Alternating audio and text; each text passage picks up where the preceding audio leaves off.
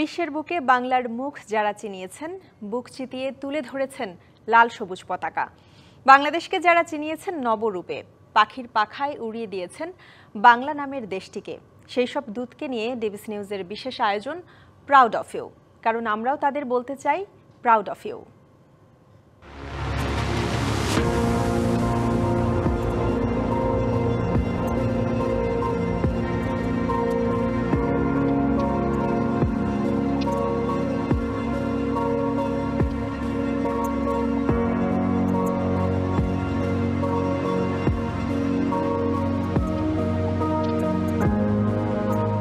ছাত্র অবস্থা থেকেই আসলে আমার একটা ইচ্ছা ছিল যে একটু নতুন কিছু করার।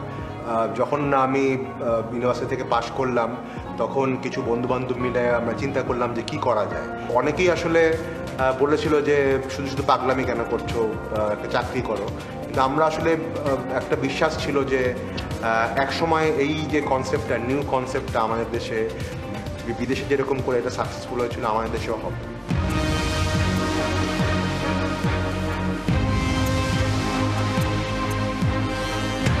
আমরা দেখলাম যে ইয়াং জেনারেশনের একটা বড় চাহিদা হচ্ছে তাদের ইনফরমেশন। কি ইনফরমেশন? সেটা হচ্ছে চাকরির ইনফরমেশন।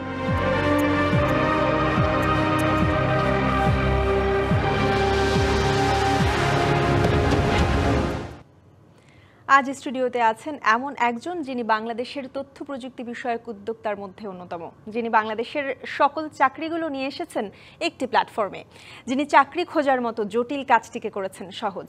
তিনি বিডি জবসের প্রতিষ্ঠাতা AKM Fahim Masrur. Fahim Masrur, proud of you. ধন্যবাদ। কেমন আছেন আপনি? ভালো আছি। আমি যদি শুরুতে একটু এভাবে জানতে চাই আপনার কাছে যে ঢাকা বিশ্ববিদ্যালয় থেকে অর্থনীতি বিভাগ থেকে আপনি স্নাতক পাশ করলেন, এরপরে IBA থেকে MBA শেষ করে বেশ ভালো একটা চাকরি করছিলেন আপনি। তারপরে আসলে সেই চাকরি ছেড়ে একটা উদ্যোক্তা হওয়ার স্বপ্ন, এই যে একটা রিস্ক, একটা উদ্যোক্তা হতে গেলে সেই যাত্রাটা তো আসলে মসৃণ হয় না, এই রিস্কটা কেন নিলেন?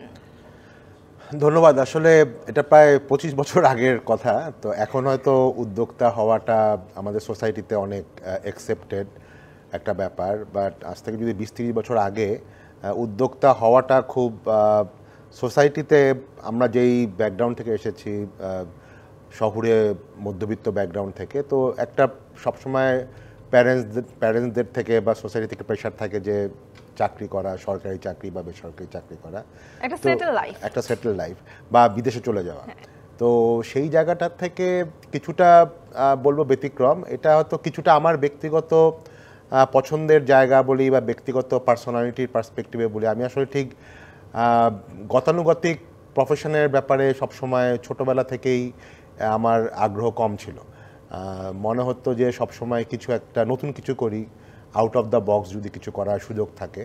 তো তখন দেখলাম আসলে আমাদের এখন যেরকম আমরা জানি যে সবার হাতে হাতে মোবাইল, স্মার্টফোন, তখন আসলে ব্যাপারটা এরকম ছিল না। তখন আসলে আমি বলছি প্রায় 2000 সালের বা তার একটু আগে, তখন আসলে ইন্টারনেটটা সবেমাত্র শুরু হলো। এখন যেরকম সব কিছু AI নিয়ে কথা হচ্ছে, ওই সময়টা তখন ইন্টারনেটটাই শুরু হলো। তো আমাদের কাছে মনে হয়েছিল যে বাংলাদেশেও এর ব্যাপারটা আসবে, এই ঢেউটা আসবে।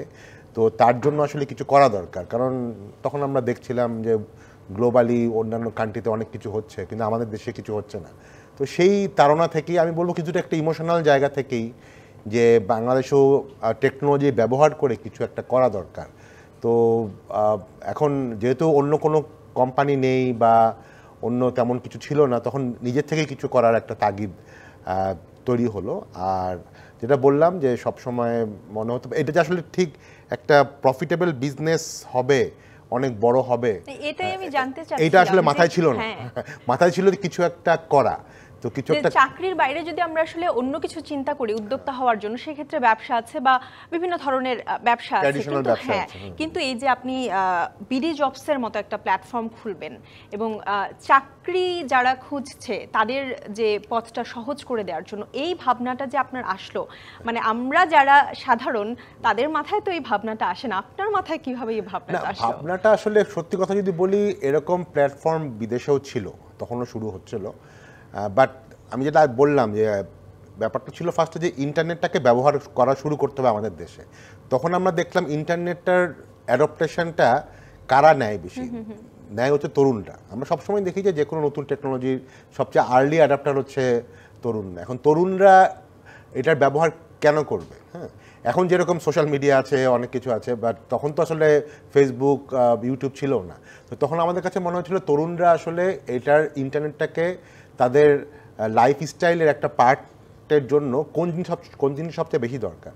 তখন মনে হলো যে এরা আসলে রেগুলার চাকরি খুঁজে, কারণ তারাই যখন ইউনিভার্সিটি থেকে, কলেজ থেকে পাশ করে তখন আসলে চাকরিটা তাদের জন্য একটা বড় একটা ব্যাপার, এবং এটার জন্য তারা অনেক ধরনের সমস্যায় পড়ে। কোথায় চাকরি খুঁজবে, অনেক নিউজ পেপার রাখতে হয়, লাইব্রেরিতে যে তারা তখন কোথায় কোন নিউজ পেপারে কোন জবটা, সে সময় আসলে এই পদ্ধতিটাই খুব জটিল ছিল। তো এবং আবার অ্যাপ্লাই করা, যে সিভি তৈরি করে প্রিন্ট করে পাঠানো, এটা একদিক থেকে সময় সাপেক্ষ ছিল, খরচের ব্যাপারও ছিল।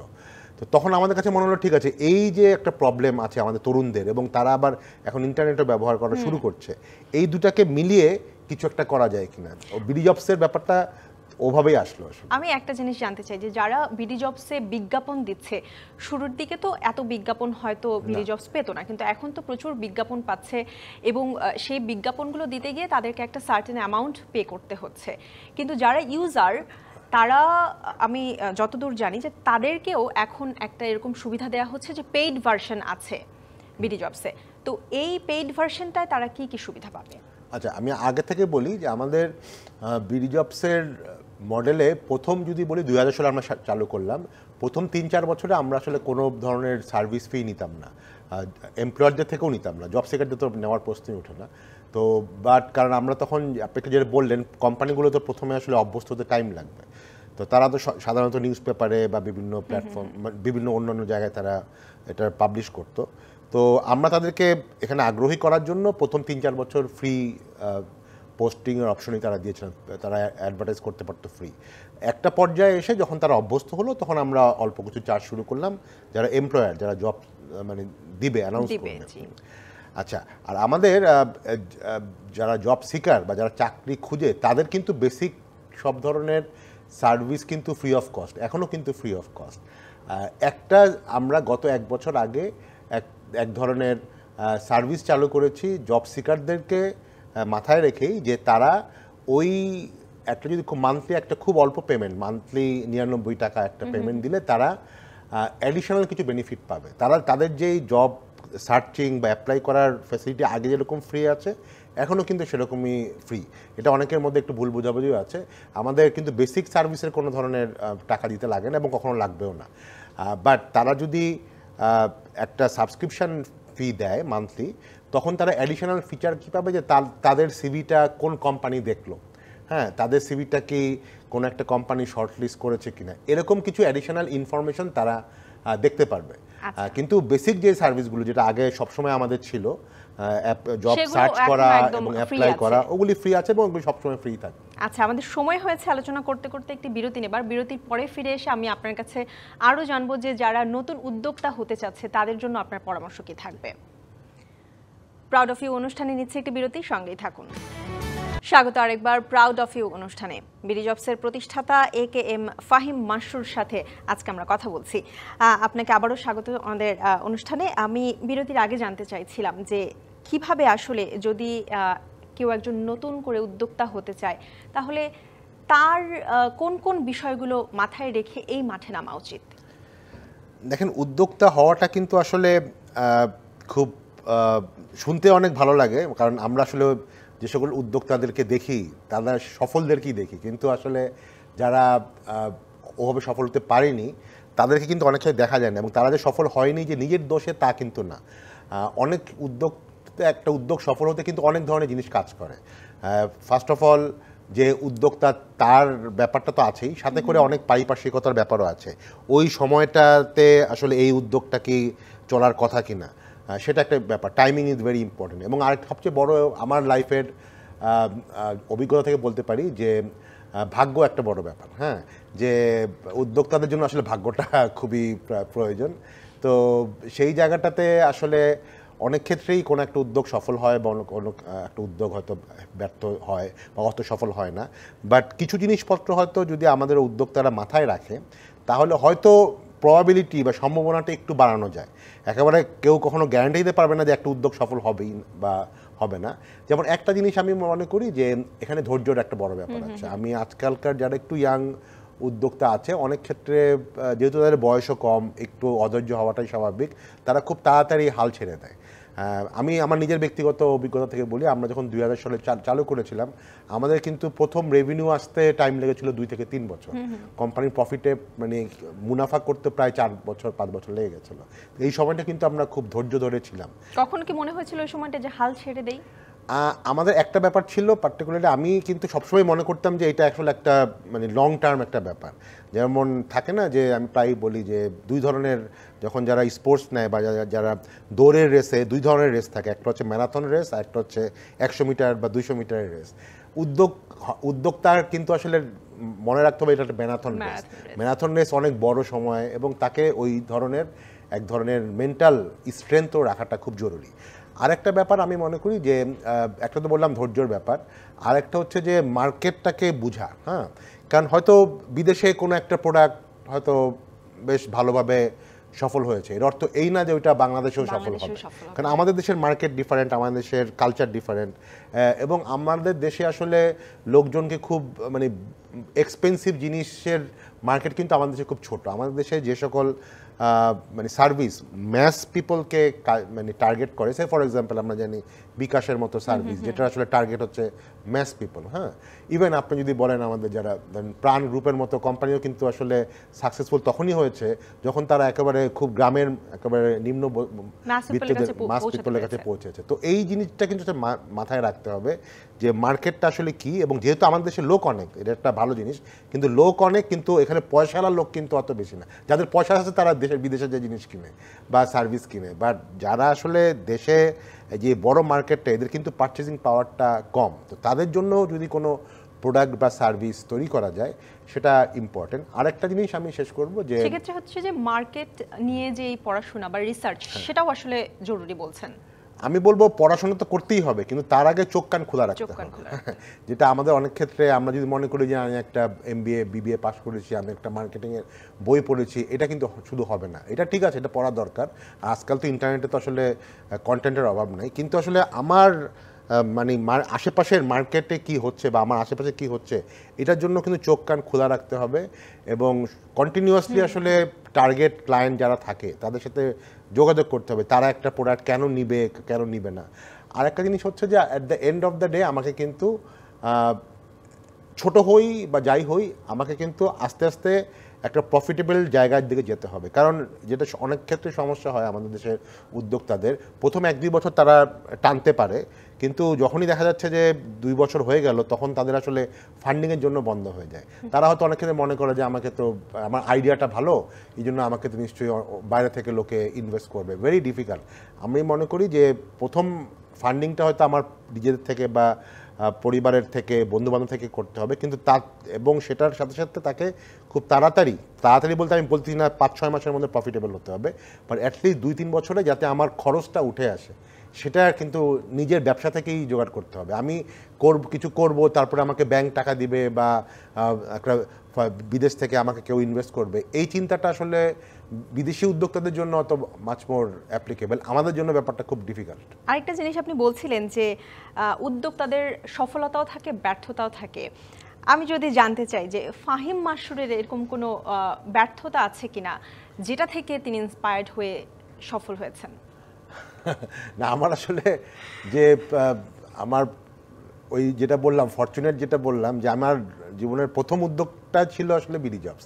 তো সেটা আসলে মানে ভাগ্যের কারণেই সফল হয়েছে, বাট তারপরে কিন্তু আমি বেশ কিছু অন্যান্য ব্যবসাতেও ইনভেস্ট করেছি, কিছু কিছু হয়তো সফল হয়েছে, কিন্তু বেশ কিছু কিন্তু ফেইলও করেছে, ব্যর্থ হয়েছে। এখন ব্যর্থটা কিন্তু অনেক ক্ষেত্রে জানে না অনেকে। যেমন আমি এটা বলতেই পারি যে আমরা আজ থেকে 10 বছর আগে আমরা মনে করলাম যে সোশ্যাল মিডিয়া যেমন ফেসবুক বা টুইটার যেরকম আছে, বাংলাদেশে এরকম একটা বাংলা সোশ্যাল মিডিয়া সামাজিক যোগাযোগ মাধ্যম, তো সেটা কিন্তু আমরা চালু করেছিলাম 10 বছর আগে, নাম ছিল বেশতো। তো ওটা কিন্তু আসলে 3-4 বছর আমরা কন্টিনিউ করেছি, কিন্তু চলেনি, বিভিন্ন কারণেই চলেনি। তো এরকম হতেই পারে। আসলে আমার কাছে মনে হয় যে ওগুলি থেকে আমরা লার্নিং নিয়েছি, কিন্তু একটা জিনিস যেটা বললাম সেই লার্নিং থেকেই, যে মানে সময়টাও ভেরি ইম্পর্ট্যান্ট। আমরা যদি হয়তো ওই জিনিসটা তারও আরও 10 বছর আগে করলে হয়তো হতো বা সফল হতেও পারতো, বাট আমরা যখন এসেছিলাম তখন হয়তো কম্পিটিশনটা অনেক বেশি হয়ে গেছিলো, লোকজন অলরেডি ফেসবুক ব্যবহার করছে, কেন সে নতুন একটা প্ল্যাটফর্মে যাবে। তো এই জিনিসগুলো কিন্তু খুব ইম্পর্টেন্ট, কখন কোন জিনিস শুরু করলাম এবং সেই সময়ে ওই জিনিসটার ডিমান্ড কি আমার বাজারে আছে কিনা, আমার সোসাইটিতে আছে কিনা, দিস ইজ ভেরি ইম্পর্টেন্ট। আরেকটা জিনিস জানতে চাই যে বিডি জবসে আসলে অনেক সময় দেখা যায় যে যারা ইউজার তারা প্রতারণার শিকার হচ্ছে, এই বিষয়টাকে আপনারা কিভাবে তখন হ্যান্ডেল করেন? বিডি জবসের প্রতারণার শিকার, যেহেতু বিডি জবস একটা প্ল্যাটফর্ম, আমাদের যেটা আজ থেকে 7-8 বছর আগে আমরা একটু দেখতাম যে আমাদের অনেক কোম্পানি, যারা পার্টিকুলারলি অনেক ক্ষেত্রে লোকজন বিদেশে পাঠায়, হ্যাঁ, যেমন বাংলাদেশে সবচেয়ে বড় প্রতারণার জায়গা হচ্ছে যারা বিদেশে লোক পাঠায়। তো তারা অনেক ক্ষেত্রে দেখা যায় যে আমাদের বিডি জবস প্ল্যাটফর্ম ব্যবহার করে চেষ্টা করতো যে তারা যাতে মানে ক্যান্ডিডেট থেকে ওরা অ্যাপ্লাই করতো, তখন তারা নিজেরাই যোগাযোগ করতো, বলতো যে তোমার এই ফিজ লাগবে, এগুলি লাগবে। তো তখন যখন এটা আমরা বুঝলাম প্রায় 7-8 বছর আগে যে এটার কোনো কারণে বেড়ে যাচ্ছে, তখন কিন্তু আমরা খুব স্ট্রিক্টভাবে একটা পলিসি নিলাম যে আমাদের এখানে যেই কোম্পানিটাই বা যেই প্রতিষ্ঠানটাই চাকরির বিজ্ঞাপন দিবে, তাদের একেবারে তাদের কি ব্যবসা, তাদের শুধু ট্রেড লাইসেন্স না, তাদের অফিসে আমাদের লোক ভিজিট করে আমরা যখন নিশ্চিত হই যে তার আসলে মানে ব্যবসাটা এরকম যে যেখানে কোনো ঝুঁকি নাই আমাদের যারা জব সিকারদের, এবং সে জব সিকারদের থেকে কোনো ধরনের পয়সা নেবে না। আমাদের একটা কন্ডিশনিং কিন্তু থাকে যে আমাদের নিচে লেখাই থাকে যে কোনো জব সিকার যাতে এমপ্লয়ারকে কোনো ধরনের পেমেন্ট না করে, চেলেও যাতে পেমেন্ট না করে, এবং কেউ যদি চায় সাথে সাথে আমাদেরকে রিপোর্ট করার জন্য, তখন আমরা তার বিরুদ্ধে ব্যবস্থা নিই। ফাহিম মাসুর, আমরা আলোচনা করতে করতে অনুষ্ঠানের একদমই শেষ পর্যায়ে চলে এসেছি। আপনাকে অসংখ্য ধন্যবাদ আমাদের আজকে সময় দেওয়ার জন্য, এবং আমরা চাই যে আপনাদের মতো উদ্যোক্তাদের পথ অনুসরণ করে নতুন যারা উদ্যোক্তা আছেন তারা সফল হোক এবং বাংলাদেশের অর্থনীতিতে তারা একটা ভালো ভূমিকা রাখুক। ধন্যবাদ ডিবিসিকে আমাকে আমন্ত্রণ জানানোর জন্য। আজকের মতো বিদায় নিচ্ছি। ডিবিসির সঙ্গেই থাকুন। সবাইকে ধন্যবাদ।